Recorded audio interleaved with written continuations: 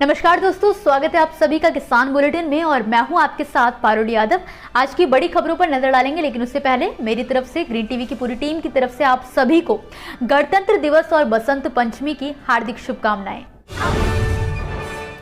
देश में गेहूं की कीमतों में रिकॉर्ड उछाल पर होगा फैसला। केंद्र सरकार ने कीमतें घटाने के लिए बनाया नया प्लान। मध्य प्रदेश सरकार द्वारा किसानों को कृषि यंत्रों पर दिया जा रहा अनुदान, जल्द आवेदन कर लाभ उठाएं किसान। उत्तर प्रदेश के गन्ना किसानों को मिली गन्ने की 5 नई किस्में, सरकार ने दी अपनी मंजूरी।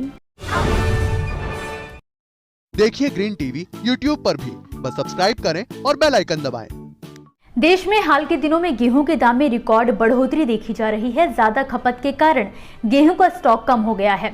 वहीं नई फसल भी अभी नहीं आई है। इन वजहों से कीमतों में लगातार तेजी देखी जा रही है।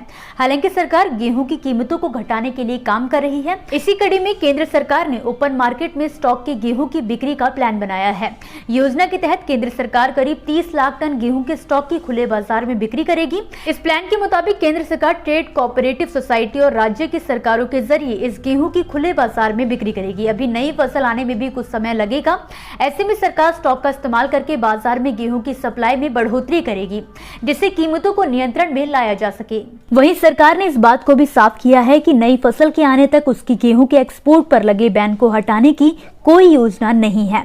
आपको बता दें कि गेहूं के लिए 2023 का एमएसपी 2125 रुपए तय किया गया है। वहीं गेहूं का दाम 3100 रुपए को पार कर गया है।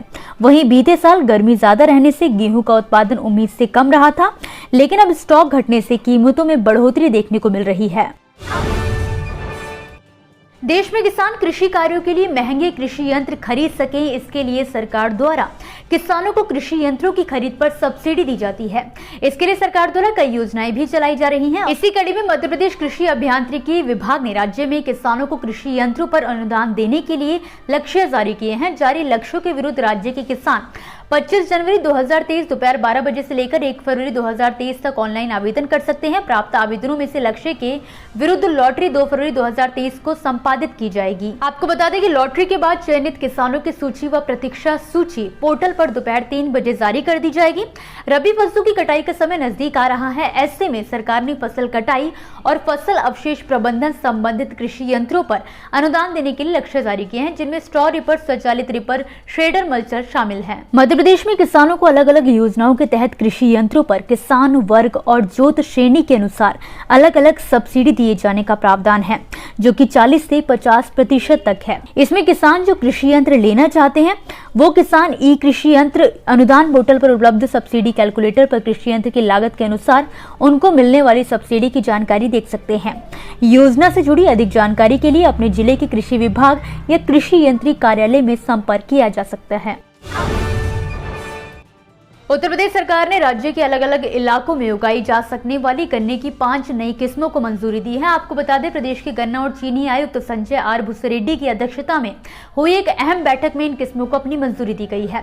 गन्ना निदेशालय की ओर से दी गई जानकारी के अनुसार बीज गन्ना एवं गन्ना किस्म स्वीकृति उप समिति ने उत्तर प्रदेश गन्ना शोध परिषद शाहजहांपुर द्वारा विकसित की गई किस्मों को अपनी मंजूरी दी है। परिषद की ओर से औसत समय में पकने वाली गन्ने की किस्म कोशा 16,233 और कोशा 15,233 के आंकड़े जारी किए गए हैं।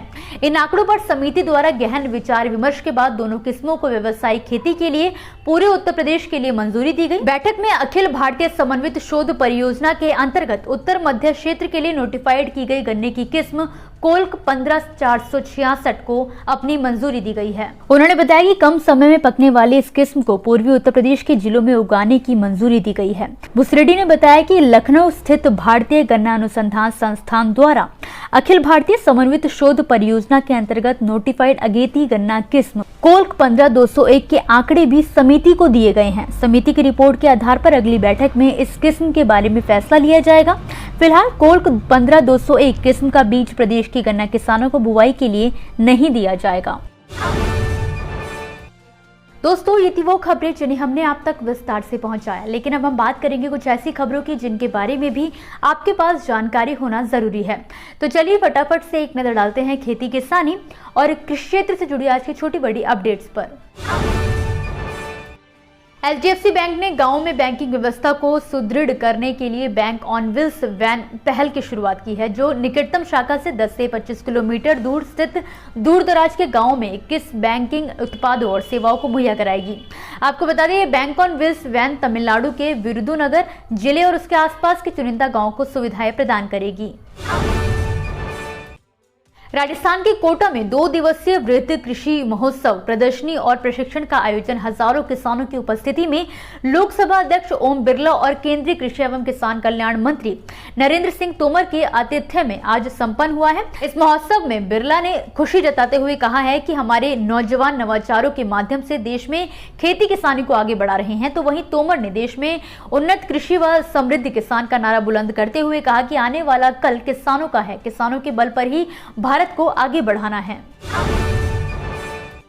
राष्ट्रीय राजधानी दिल्ली में कर्तव्य पथ पर 74वें गणतंत्र दिवस के समारोह में अंतर्राष्ट्रीय मिलेट्स वर्ष 2023 के उपलक्ष्य में भारतीय कृषि अनुसंधान परिषद द्वारा बनाई गई मनोहारी झांकी का प्रदर्शन किया गया। आपको बता दें, झांकी अंतर्राष्ट्रीय पोषक अनाज वर्ष को समर्पित की गई। इस दौरान मिलेट्स की खेती व उसके सेवन से जुड़ी कई महत्वपूर्ण जानकारियों के बारे में बताया गया। मिलेट्स की झांकी में इंटरनेशनल ईयर ऑफ मिलेट्स के लिए चिन्हित मोटे अनाज ज्वार, बाजरा, रागी, कुटकी, कंगनी और सवा की फसल को बेहद खूबसूरत तरीके से दिखाया गया। झारखंड सरकार कृषि मंडियों में 2% का अतिरिक्त कृषि शुल्क लागू करने के संबंध में एक बिल लेकर आई है। इस बिल का नाम झारखंड राज्य कृषि उपज और पशुध विपणन विधेयक 2022 है। बिल को लेकर किसानों और व्यापारियों में सरकार के खिलाफ असंतोष है। ऐसे में झारखंड राज्य के शीर्ष व्यापारी निकाय federation of Jharkhand chamber of commerce and industry ने इसे लेकर हाल ही में एक बैठक का भी आयोजन किया था। हाल ही में एपेडा ने एग्री एक्सपोर्ट में अब रणनीतियों में बदलाव करने की योजना बनाई है, जिसके तहत अब एपेडा इंडियन एग्री प्रोडक्ट्स की टैगलाइन और ब्रांडिंग के लिए भारतीय नदियों का नाम इस्तेमाल करने की योजना पर काम कर रहा है। इस योजना के तहत एपेडा देश भर में गंगा, ब्रह्मपुत्र, कावेरी और गोदावरी नदी घाटियों समेत अन्य से प्राप्त किए जा सकने वाले कृषि उत्पादों की पहचान कर रहा है। इसी के साथ आज के किसान बुलेटिन की बड़ी खबरों में फिलहाल के लिए बस इतना ही। आप मुझे दीजिए इजाजत और देखते रहिए ग्रीन टीवी। नमस्कार। देखिए ग्रीन टीवी YouTube पर भी, बस सब्सक्राइब करें और बेल आइकन दबाएं।